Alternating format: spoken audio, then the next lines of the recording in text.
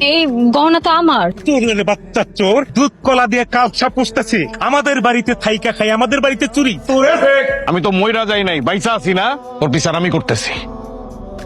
তোর কথাকার এতদিন এই প্রতিদান দিলি, এর লেগে ভালোবাসা তোর এই বাড়িতে জায়গা দিছিলাম। বিশ্বাস করেন বড় সাহেব, আমার ব্যাগে এগুলো কেমনে আইছে আমি জানি না, তবে আমি চুরি করি নাই।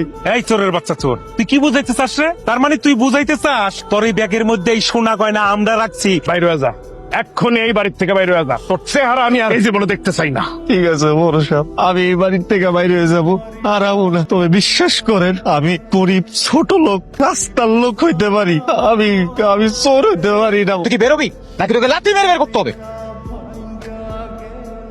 আমার কিন্তু কোনো মতে বিশ্বাস হইতেছে না যে রাশেদ চুরি করছে। আমিও বিশ্বাস করতে পারতেছি না যে রাশেদ আমার গহনা চুরি করছে। আমি খুব ভালো করে জানি রাশেদ চুরি করে নাই। তাহলে তুমি যে সবার সামনে মারলা, চোর অপবাদ দিয়ে বাড়ি থেকে বাইর করে দিলা। এটা না করবে তুমি জানো না ওর উপর আরো কত রকমের অত্যাচার হইতো, ওরে কত কত অপবাদ দিয়া অসম্মান অপমান কইরা ওরা মারতো।